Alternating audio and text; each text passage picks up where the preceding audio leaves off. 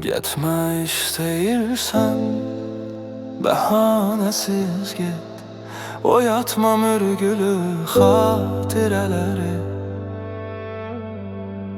Səsin əmin səsdir, baxışın ögey.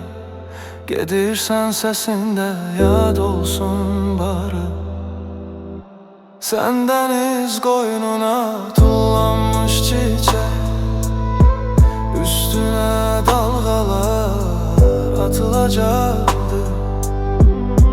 Saxta məhəbbətin saxta sənətdə, nə vaxtsa üstündə tutulacaqdı.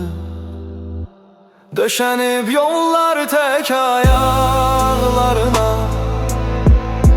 sənə yalvarım mı bu mümkün deyil.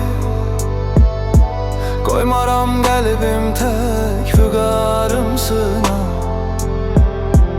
alçalıb yaşama ömür gün deyil. Demirəm sən uca bir dağsan əyil, demirəm qalıbdır əlacım sənə. Nə səndə məhəbbət qara pul deyil, nə mən dilənçiyəm əlacım sənə.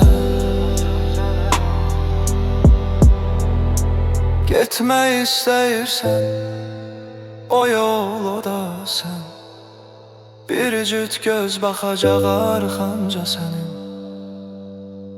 Getdinmi, nə vaxtsa dönmək istəsən, tikanlı yastığa dönəcək yerin. Getmək istəyirsən, nə danış, nə din.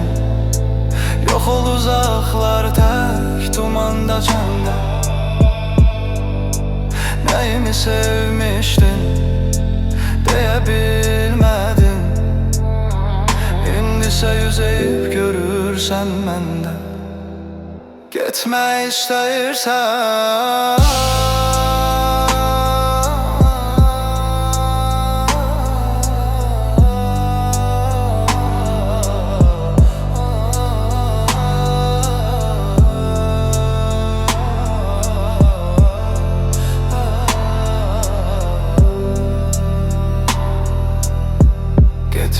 istəyirsən,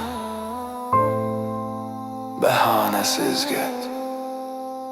Oyatma mürgülü xatirələri.